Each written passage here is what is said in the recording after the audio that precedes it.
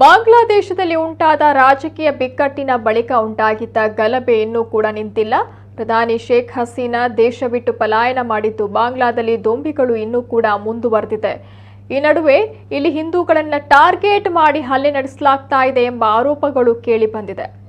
ಇದರ ಬೆನ್ನಲ್ಲೇ ರಾಷ್ಟ್ರದ್ರೋಹದ ಆರೋಪದಲ್ಲಿ ಇಸ್ಕಾನ್ ಮುಖ್ಯಸ್ಥ ಚಿನ್ಮಯ ಕೃಷ್ಣದಾಸ್ ಬಂಧನವಾಗಿದೆ.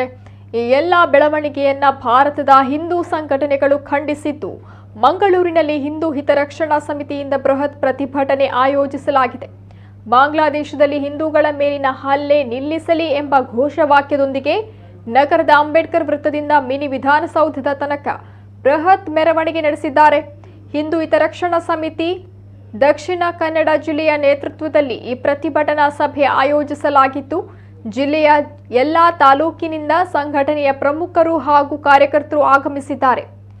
ನಗರದ ಕ್ಲಾಕ್ ಟವರ್ ಬಳಿಯ ಮಿನಿ ವಿಧಾನಸೌಧದ ಮುಂದೆ ಪ್ರತಿಭಟನಾ ಸಭೆಯನ್ನು ನಡೆಸಲಾಗಿದೆ. ಡಾಕ್ಟರ್ ಕಲ್ಲಡ್ಕ ಪ್ರಭಾಕರ್ ಭಟ್, ಶಾಸಕ ವೇದವ್ಯಾಸ್ ಕಾಮತ್, ಮಾಣಿಲ ಶ್ರೀಧಾಮದ ಮೋಹನದಾಸ ಸ್ವಾಮೀಜಿ, ಬಿಜೆಪಿ ಜಿಲ್ಲಾಧ್ಯಕ್ಷ ಸತೀಶ್ ಕುಪ್ಪಲ, ಪ್ರಕಾಶ್ ಪಿಎಸ್ ಮೊದಲಾದವರು ಪ್ರತಿಭಟನಾ ಸಭೆಯ ಮುಂದಾಳತ್ವವನ್ನು ವಹಿಸಿಕೊಂಡಿದ್ದಾರೆ.